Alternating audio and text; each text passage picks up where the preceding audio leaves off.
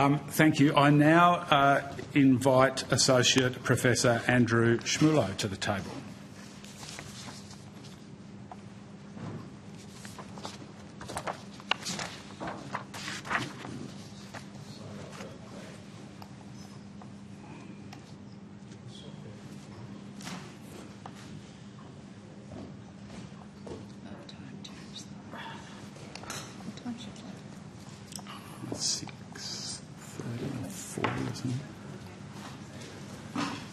Welcome, Professor. Information on parliamentary privilege and the protection of witnesses and giving evidence to Senate committees has been provided to you.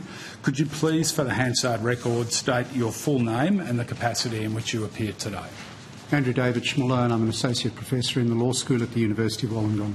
Thanks, Professor. I now invite you, if you wish, to make an opening statement, at the conclusion of which the committee will have some questions for you. Thank you, Chair. Good afternoon, Chair, and good afternoon to your fellow senators.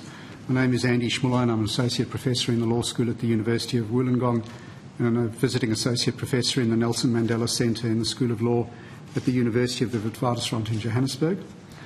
I appreciate deeply this opportunity to share my thoughts with you, as does my employer, the University of Wollongong, appreciate the opportunity to demonstrate its public engagement. My fields of expertise are regulatory theory and regulatory efficacy, and so, unsurprisingly, in my view, the root causes of the problems that inform this inquiry are a failure of regulation. To that end, I don't mean to point a finger at the ACCC, which I think is a very good regulator and does a good job relative to the resources available to it, but rather I point a finger at Parliament for its failure to provide the ACCC with adequate resources and to adequately empower and equip the ACCC to combat the rise of monopolies, duopolies and oligopolies. These are powers that exist elsewhere and have done for quite some time, for example, in the case of the United States Federal Trade Commission since 1949. These are powers that are exercised by regulators around the world and throughout the OECD and the G20, including in the United Kingdom and the European Union.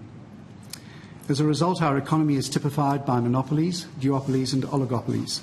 We see this with airlines, telcos, banks and energy providers, and certainly we see it in the groceries market, which is a duopoly characterised by excessive market concentration. Now, of course, this is denied by Coles and Woolworths, as is to be expected. Being one half of a duopoly is a warm and comfortable place to be. In rising to a defence, the arguments that they have offered, I think, are thin gruel. In fact, so much so that they confirm the existence of a duopoly.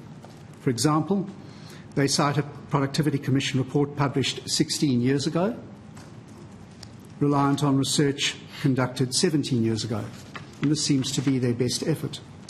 Or in the case of Woolworths, arguing that there is adequate competition because there is an Amazon distribution centre which consumers can access if they're willing to drive for 12 hours in each direction.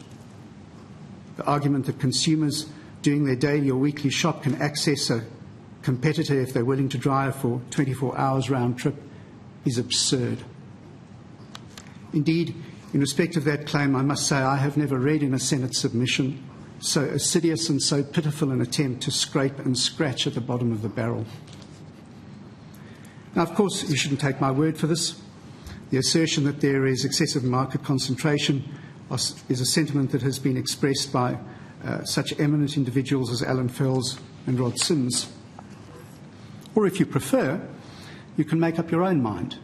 Armed only with a set of eyes and a pair of feet, open your eyes, walk around, what do you see? A crushing predominance of Coles and Woolworths. So what is the solution to excessive market concentration? The answer is it lies in refreshing and rejuvenating and renewing and revitalising our free market by introducing choice and competition. That requires the power to break up monopolies, duopolies and oligopolies. So while Dr Emerson's solution to make the Code of Conduct mandatory is helpful and no doubt will afford some benefits, it fails to grasp the nettle. And the nettle is divestiture. This is not radical. It's standard practice in many other leading G20 jurisdictions and has been for decades. Examples include divestiture steps against AT&T, Microsoft and Marbell and others.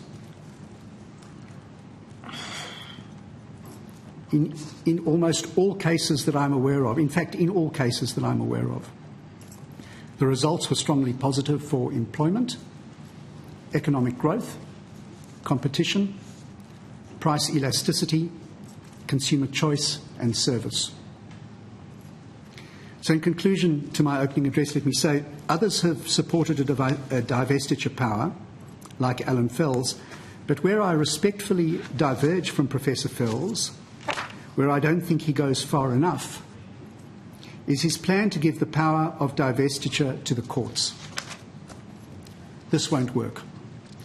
Or it won't work well. Our courts are terribly bad at qualitative economic decisions.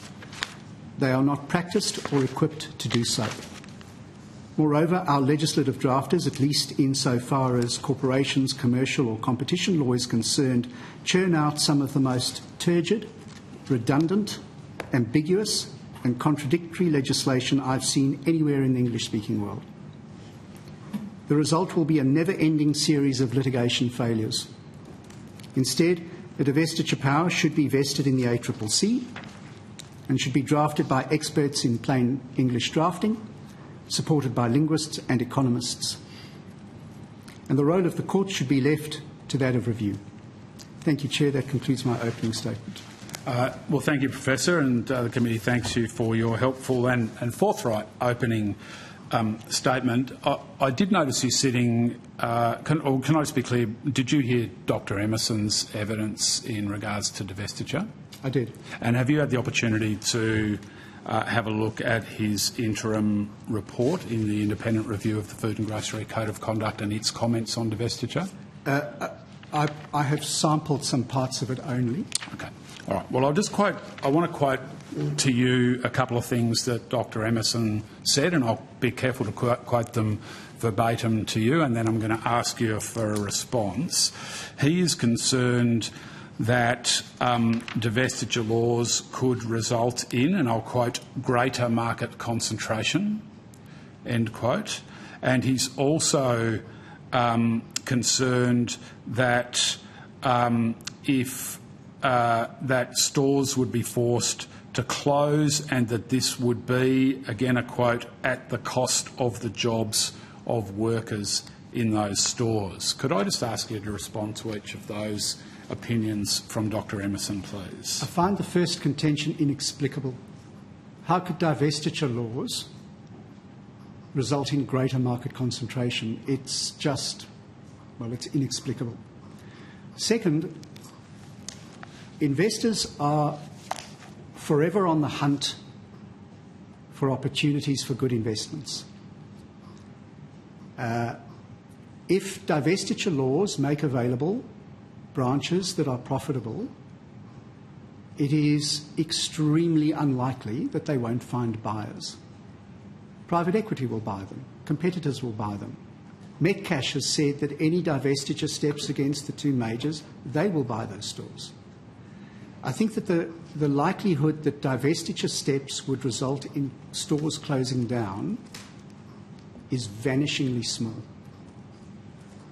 Oh, thank you for that.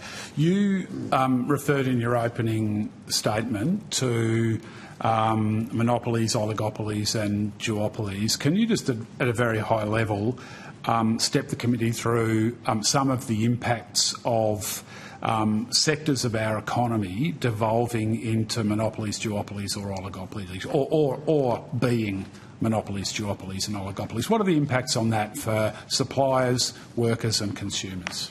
Well, the most obvious impact is that it leads to higher prices and poorer service. Where those industries are heavily dependent on suppliers, and not all of them are. I think probably the airline industry is not as heavily dependent on suppliers as the supermarket chains. And I think that Qantas would have a lot less bargaining power with Airbus or Boeing than Woolworths would have with a cherry farmer in Tasmania. But I think that in those industries where there is a heavy reliance on suppliers, that market concentration gives those duopolies an ability to bully those suppliers. And one of the things that we've seen, and there's an interesting article on the ABC today, on the ABC website, Coles and Woolworths have been making record profits, including in the most recent financial year. Their profits have reached record levels. They say that their profits are not based upon the sale of food above the CPI. Now, I'm not sure that that's correct, and I think that that may be misleading, and that certainly is in contradiction with research that's been conducted by the Australia Institute. But if we take them at their word, that their prices are not above the CPI, well, where are the record profits coming from? They've got to come from somewhere.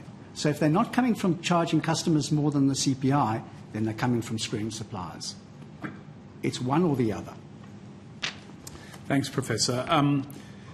Would it be fair to say that over time Australia's markets have become more concentrated in terms of competition? Absolutely. I remember when I first moved to Australia, there were other supermarkets like Franklin's. And there's been a general, gradual, slow accretion of market power. Woolworths taking over Safeway, then rebranding Safeway, then I can't remember whether it was Coles or Woolworths buying Franklin's. But this has been a gradual process, and it's kind of like boiling a frog. Do it slowly, the frog doesn't notice. And while monopolies and duopolies and oligopolies are being constructed, nobody says a word. But the moment you talk about disbanding them, people seem to lose their minds. And you look at the reporting in the Australian today, hysterical reporting in the Australian today, about how this inquiry is business bashing. Is it business bashing, or is it seeking to revitalise the free market? Thanks, Professor. I do have some other questions for you, but in the interests of equity, I'll offer my colleagues an opportunity, and starting with Senator Sterle. Thanks, Chair. Thanks, Professor. I just want to carry on from our earlier conversation too, but when you did come to Australia, you're right, and there was, and I remember Tom the Cheap and Freecorns and all those supermarkets, but did we have Aldi in this nation when we had Franklin's? And that's not a loaded question, I don't know. No, we didn't. Aldi is a more recent, a more recent entrant, but the ACCC doesn't have the power to stop those kinds of mergers and acquisitions. They only have the power to intercede where there is collusion to set prices between competitors. Yeah, sure. So this festering sore has been festering for 25 or 30 years, and the ACCC has been powerless to do anything about it, whereas antitrust laws in the United States date back. Well, they were enshrined in 1949, but they date back to the 1890s. We are decades, perhaps centuries behind the curve. But see, look, I want to share this, and I want to be very quick. My problem, and I'm all for competition, make no mistake about that, but I don't support when competition can be like we've seen in this nation with the Amazon model and Uber and the DoorDashers and menu logs and all this, where they absolutely exploit the laws of the land and the weaknesses in the laws in terms of the gig economy. When we have a host of workers, and this is how they offer free deliveries, which you would be aware of, where they're not considered employees and they have no negotiating rights for occupational health and safety or anything. Now, we've put some legislation in place to address this, but there is no secret that if the opposition had their way and they were in government next time, they'd probably want to tear it down again. So you and I did touch base on this, and my concern was the Walmarts. So if we do have divestiture, how can a government say to a Walmart or to an Amazon, well, you're not going to have it there, even though you may have the opportunity to exploit the delivery drivers that you have, if we overturn the legislation that went through the Senate 2 weeks ago, a month ago. Thank you, Senator. I've had time to reflect on our conversation, and the first point I would make is that you don't need to have a divestiture law for Walmart to enter our market. So I've been thinking about why Walmart hasn't entered our market already, and I have to say, and I must declare my position here, Walmart, in my opinion, is the vampire squid of the retail industry. It is a business model that is obscene. It is a business model that relies upon paying its workers a starvation wage, and then the way they make sure their workers don't fall over at work is by lobbying Congress to pump billions of dollars of taxpayer funds into food stamps so that their workers will have just enough food so that they can keep working and make the Waltons even richer. Sure. I'll tell you why that doesn't work here. I'll tell you why I don't think Walmart has entered our market yet. Citizens United versus Federal Electoral Commission in the United States was a case at the end of which Congress was basically able to put up a sign outside the front door saying we're for sale. We're what, sorry? We're for sale. Right. It hasn't happened here. So this business model of screwing your workers whilst getting the taxpayer to feed them and buying off politicians, it just doesn't work in Australia. I got that, and I'm going to get the wind up. Sorry, and I appreciate that. Not yet, no, and I appreciate that. I hope we never get to that. But I want to come back to the exploitation of the gig economy on the delivery drivers.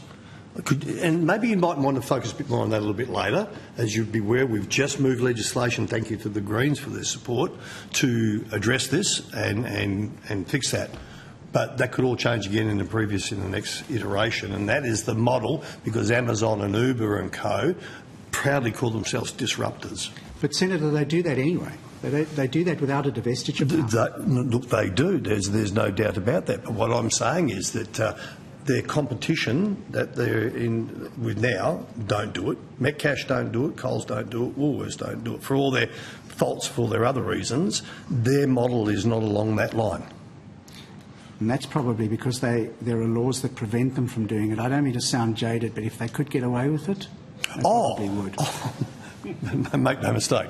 But I'm also with one eye that there could be a different colour of government further down the line. That, anyway, without me going into my rant about the $24 million scare campaign. I don't think the two are related. I think that Uber and Amazon do this whether there's a divestiture power or not. I think that the solution doesn't come from being timorous about venturing towards a divestiture power because they might do that. I think the solution is to boldly embrace a divestiture power and then make sure that we have adequate laws to prevent the exploitation of workers. And I just want to, I'll finish off on this. Sorry, Professor Schmulow, thank you for that. But also, with the greatest of respect to Professor Fowles and Mr Sims, and economists look for competition, but economists don't focus on how that competition may occur behind the scenes in terms of exploitation of workforces. I do, and I'm not an economist. I'm a regulatory You do, theorist. but you're not Professor Fowles, with the greatest respect. No. And you know, so while we're all fawning over certain people, and I have the greatest respect for these people, but that's not in their remit. I don't blame them, because that's not in their remit to look at that. It certainly is something that would occupy my mind. I don't want to It's occupied my mind for the last 40 years. I know, because Professor Fowles, people chased me around WA for a couple of years. Trust me. Because how dare I organise owner-drivers to talk about setting rates? Rate recovery, cost recovery. There you go. I think Professor Schmulow was about to share something with the committee. Senator Searle, your enthusiasm. We're both on a roll here. And I think we're in rude agreement. Yeah. And I must tell you, Senator, still, every time I see a DoorDash rider cycling their heart out in the pouring rain on a minimum wage, doesn't make me happy. And those are the kinds of things that occupy my mind. How do we regulate a market so that we can have competition without exploiting workers? And they're not on a minimum wage, that's the problem. Yep. Well, thanks, Senator Sterle. Senator Pratt, if you have some brief questions, now would be a good time. Thank you, Chair, and thank you, Professor. Can I ask, your submission and expertise is around the divestiture powers. Have you got views about the grocery code, about, what could go? Yes, divestiture might help the system, but equally it might come with its own distortions, such as, disruption, etc. So I'm keen to know your full analysis with that respect. Thank you, Senator Pratt. The first thing that occurred to me as I heard testimony about the grocery code is how similar it all sounded to the banking code of conduct. And we were told for years, there's nothing to see here, there's a banking code of conduct, everything's under control. That banking code of conduct was a smoke and mirrors show. It was meaningless. It had no effect on misconduct in the industry. And we've seen that despite the fact that there's a voluntary code of conduct to which Coles and Woolworths have voluntarily acceded, we have seen so much testimony from suppliers who say they've been bullied, they've been threatened, they've been abused, and they're too frightened to speak out. So this grocery code of conduct in its present form is just, it's a bait and switch trick. That's the first thing. The second thing is, okay, you make it mandatory and you increase penalties, and absolutely no doubt that will have a positive effect on the way in which suppliers are treated. But it won't have a particularly direct effect on the price of groceries. And you know, if you have a look at the performance of these firms, and you'll recall that there was some spirited discussion this morning about return on equity and a refusal by Mr Banducci to answer questions on return on equity. Let me give you some interesting figures. If you compare the United States and Europe with Coles and Woolworths, their gross margins are roughly the same. 25.5% in the United States, 20% in Europe, Coles 26.5%, Woolworths 27%. So they're all kind of homogenous. But when you look at the net margins, 1.1% in the United States, 0.7% in Europe, almost 3% for Coles, almost 3% for Woolworths. Return on equity, 14% in the United States, 5% in Europe, 33% for Coles, 27% for Woolworths. These guys are making an absolute mozza. They are making a killing, and their shareholders are making a killing. So, you know, that's where we need to target. That's where the problem lies. And the solution to that problem is increased competition. If there's more competition, then those margins will have to come down. So, you know, I congratulate Dr Emerson on pursuing the grocery code and putting in suggestions to make it mandatory, but it fails to grasp the nettle. The nettle is we have a massive amount of over-concentration in our grocery market. How do you fix that? Reduce concentration. How do you do that? Increase competition. Thank you. That was helpful. Can I ask other views around empowering consumers, for example? I've raised a number of questions around giving consumers access to their own data and improving data rights. The economy is changing quickly. No one shops online without checking an alternative price or prices first and trying to find good value for the same product. How do you think this will impact competition when it comes to the sale of groceries? It's a very unequal power relationship. So, on the one hand, consumers benefit from having this, from having an increase in information and an access to information, and certainly that's beneficial. But there are strategies that are employed by supermarkets that are so far above consumers' heads, that are so much more complex than consumers can deal with, that they are able to herd consumers like sheep. Yes. I'm very aware of that, which is why I would think that our data rights for consumers should extend to, you know, a downloadable version of our own transactions, so that I can give that to Choice to analyse, and that they can ask other consumers to do the same, so that we are getting a much more collective set of analytics that is actually able to use our information in the interest of consumers and see where we're being exploited. Without doubt, that puts supermarkets on the back foot. But they respond with things like confusion pricing. They respond with things like complexity, so that you can't make comparisons. They are assiduous, and they are very serious about protecting their profits. And look, I would expect that uncomparable prices, divestiture powers, is not necessarily going to solve those kinds of issues for us as consumers. And I'm interested in your insights. No, they won't.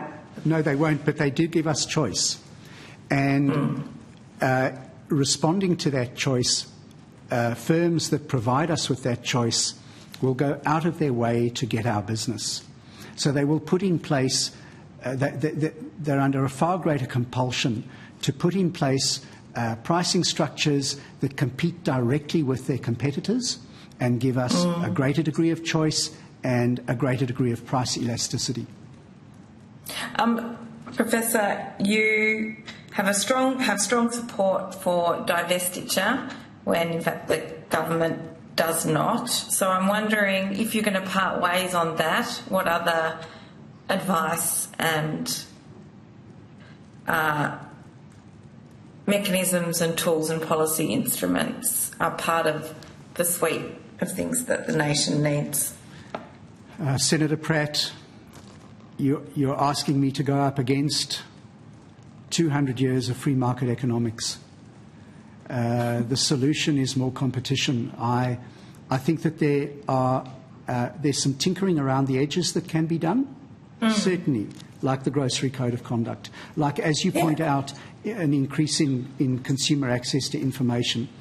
But at the end of the day, what moves the dial? Competition. Last question, if that's okay, Senator Pratt. I have to say I am somewhat in the Senator Sterle camp, which is that I am worried about the loss of wages and conditions and other things that are in our sector, notwithstanding the fact that the unions in grocery and retail haven't been perfect, but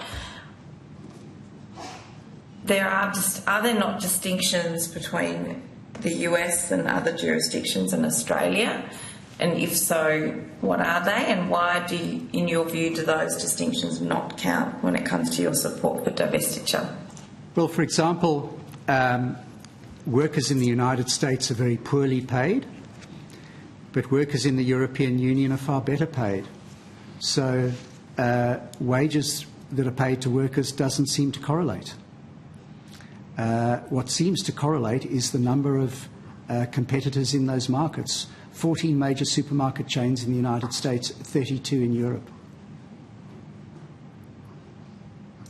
Thank you. Thank you, Chair. All right, thanks, Senator Pratt. Professor Schmulow, just a few questions from me to wrap us up, if that's okay. Firstly, you did go there. I was going to raise this with you, so you've preempted me, but you went there to the exchange I had with Mr Banducci this morning around return on equity. In your experience, is return on equity an accepted measure of assessment of a company's profitability? Of course. Thank you. What do you make of a CEO of a corporation earning or making over $1 billion of profit every year, the CEO earning $8 million plus in remuneration last year, not knowing the return on equity of his company last year? Mr Banducci is a very smart and very numerate man. He was a management consultant, and he has done a very good job in driving Woolworths' market share. There's only one reason why he doesn't like to talk about return on equity, because it doesn't suit the narrative.